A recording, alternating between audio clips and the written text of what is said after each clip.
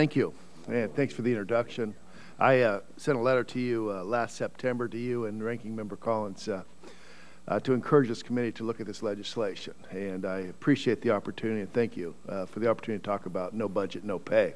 Something obviously supported by myself, a Republican, my colleague here to my left, Congressman Cooper, and a Democrat, and the No Labels community, a bipartisan group that is looking for ways to change the direction of Washington. I want to start out by talking about the state of Nevada that is currently enduring the highest unemployment rate in the country. In fact, Nevada has led the nation in unemployment for more than 2 years. And as I travel the state, I hear from individuals who are laboring to make ends meet and families who stay up late working on their budget around the kitchen table. But in Washington, D.C., it's business as usual. Our nation's capital remains a pain-free zone.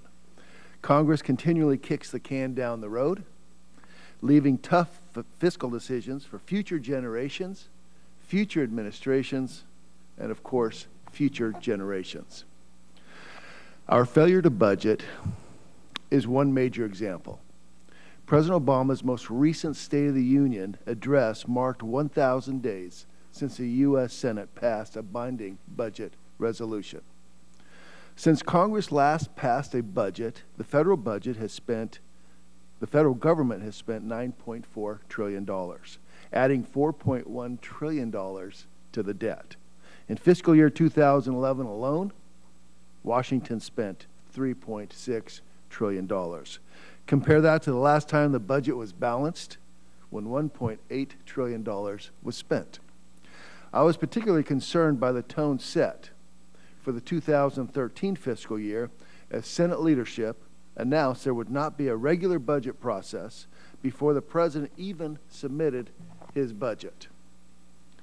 As the budget has been ignored, the regular appropriations process has broken down. Huge omnibus spending measures and continuing resolutions have replaced the regular appropriations process. This regular appropriations process is a means through which Congress should be engaged in rigorous oversight of federal spending, and Congress has proven delinquent in his duties through a dysfunctional addiction to short-term, short-sighted funding measures. Members of Congress are willfully refusing to put our nation on a path to long-term fiscal responsibility. As long as this is the case, Americans will continue to be frustrated and angry with Washington's inability to produce real results. In light of these facts, is it really any mystery why Congress is currently experiencing its worst approval ratings in history? In crafting the No Budget, No Pay Act to force Congress to face reality and take responsibility for running this country, this legislation requires that the U.S. Senate and House of Representatives pass a budget and all appropriations bill by the beginning of each fiscal year. Failure to do so would result in the loss of pay until Congress takes its job seriously. If Congress does not complete its constitutional duties, then members should not be paid. This concept resonates with the American people.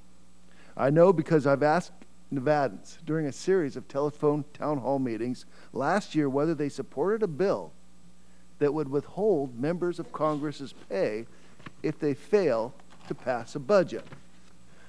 Nevadans of all political persuasions, including independents, Democrats, and Republicans, more than 4,000 Nevadans participated in this poll, and 84% of them supported the no budget, no pay concept.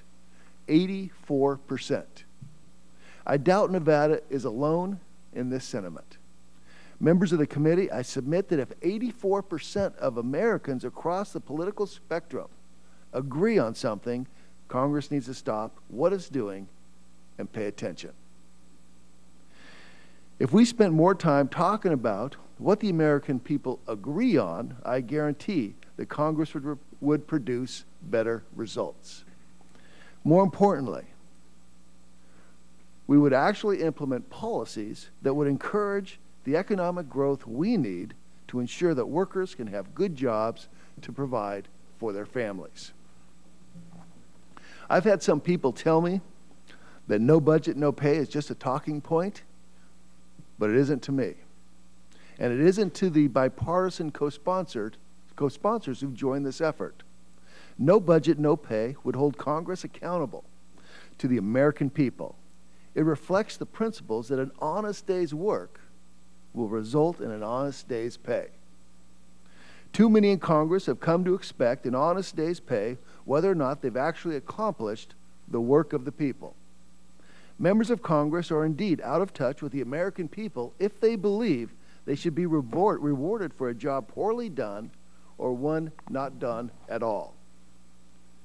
I've heard some of my colleagues scoff at the timeline established by this legislation. But Congress has been able to accomplish its regular budget and appropriations processes before the start of new fiscal years in recent history. It happened under President Clinton and a Republican Congress. And it happened under President Reagan under a Democratic Congress in 1988. There are a handful of other examples, not as many as there should be, but the fact remains that these deadlines have been met before.